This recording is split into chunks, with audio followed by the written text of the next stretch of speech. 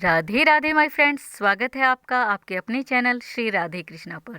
Friends, कैसे हैं आप? आई होप आप जहाँ भी हैं बहुत खुश हैं, एकदम स्वस्थ हैं, मज़े में हैं, आनंद में हैं।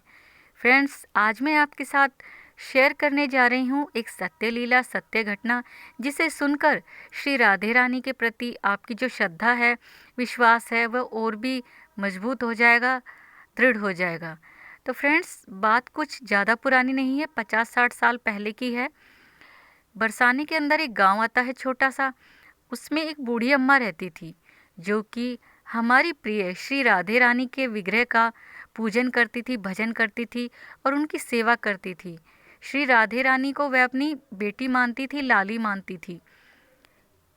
जो बूढ़ी अम्मा थी, उनके घर कोई भी अगर साधु महात्मा मधुकरी मांगने आता, फ्रेंड्स, मधुकरी बोलते हैं वृंदावन के तरफ जो खाने पीने की चीज़ हम साधु महात्माओं को देते हैं, उसे मधुकरी बोलते हैं। तो कोई भी साधु संत बूढ़ी अम्मा के पास आता मधुकरी मांगने, तो वह उसे खाली कभी नहीं लौटाती थी। बूढ़ी अम्मा की आदत थी कि वह हमेशा, क्योंकि घर में अकेली थी, तो रोज़ वह अपने लिए मोटी मोटी रोटियां, टिक्कड़ बनाया करती थी और साथ ही 8-10 मोटे मोटे टिक्कड़, रोटियां साधु संतों के लिए सोचती थी, कोई मांगने आएगा तो उसे दे दूंगी मधुकरी।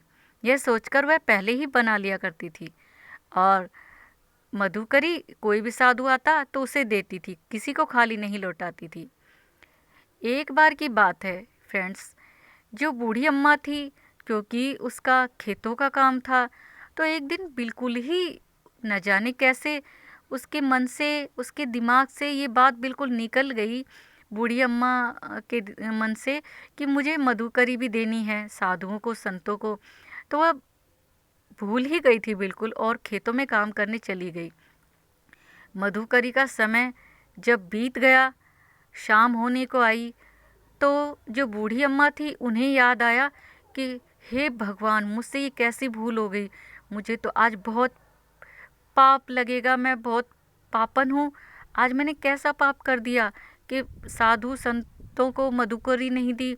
आज मेरे द्वार से साधु संत बिना ही मधुकरी लिए चले गए हैं। आज तो मुझसे घोर पाप हो गया है।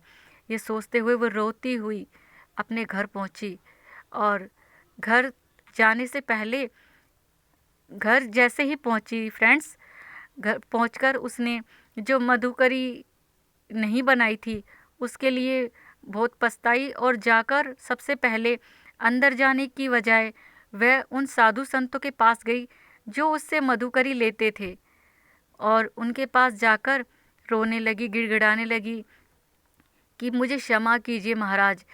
सभी साधुओं से क्षमा मांगने लगी, एक एक करके जाके, मुझे क्षमा कर दीजिए, मुझसे आज बहुत बड़ी गलती हो गई है, मुझसे बहुत बड़ा पाप हो गया है। तो एक साधु ने कहा कि क्या गलती हो गई है तुमसे? तो जो अम्मा थी बूढ़ी, उन्होंने कहा कि आज आप मेरे द्वार से बिना मधुकरी लिए ही लौटे हैं, आज आपको मेरे कारण खाली लौटना पड़ा, मुझे क्षमा कर दीजिए, हो सके तो मुझे क्षमा कर दीजिए, कहकर रोने लगी। तो जो साधु थे, उन्होंने कहा, आप क्षमा किस चीज़ के लिए मांग रहे हैं? आज तो हम आपके घर से मधुकरी जो लेके आए हैं, वो और दिन से ज़्यादा बिल्कुल अमृतमय मधुकरी मिली है, बहुत स्वादिष्ट।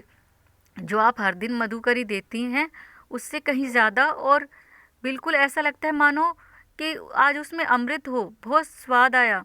आज तो बहुत ही बढ़िया मधुकरी मिली है आपके घर से, और आप कह रही हैं कि आप मधुकरी हमें देना भूल गई।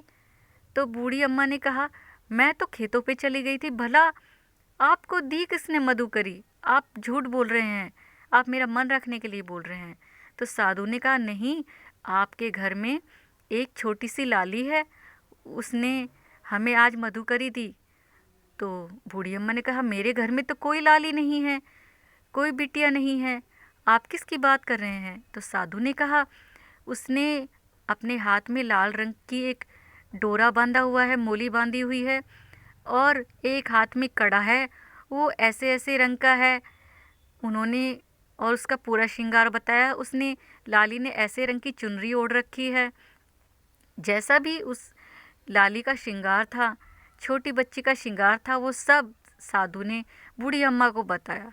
बूढ़ी अम्मा को अब भी कुछ तसल्ली नहीं हुई, विश्वास सा नहीं हुआ और वह अपने घर की तरफ जाने को मुड़ी तो साधु महात्मा ने कहा, अगर आपको यकीन ना हो तो घर जाकर देख लीजिए। तो बूढ़ी अम्मा अपने घर पहुंची और जो ही अंदर गई तो देखा श्री राधे रानी का विग्रह रखा हुआ है और उन्होंने वैसी ही चुनरी ओढ़ी हुई है और जैसा साधु ने श्रृंगार बताया था बिल्कुल वैसा ही तो श्रृंगार श्री राधे रानी के विग्रह का था।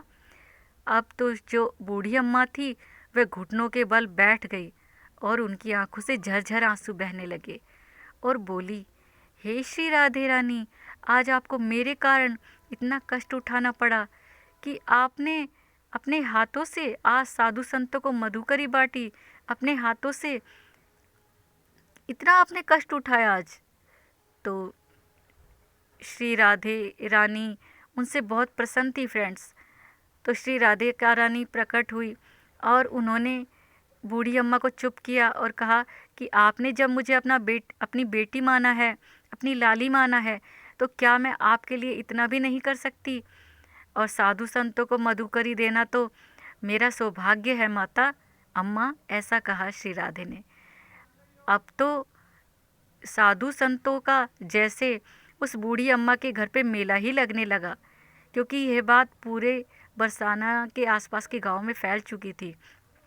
जो भी कहते हैं, आज भी जो बड़े बड़े महात्मा हैं, जो कथावाचक हैं, वो सभी एक एक बार उस घर से मधुकरी ले चुके हैं, उस अम्मा के घर जाकर ज़रूर मधुकरी ले चुके हैं।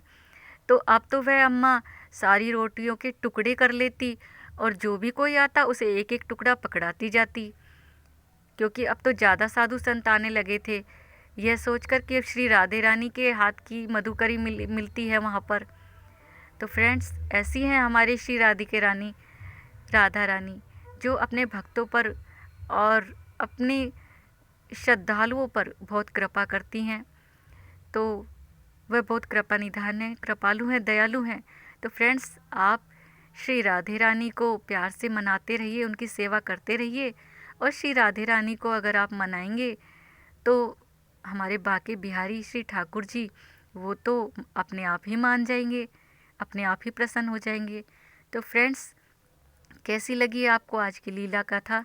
अच्छी लगी हो तो एक लाइक कीजिएगा, कमेंट कीजिएगा इस कथा के बारे में आपका क्या कहना है, क्या विचार है।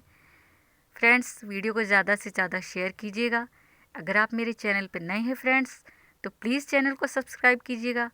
अगली वीडियो में, अगली कथा में, एक नई लीला में आपसे फिर मिलेंगे। राधे राधे।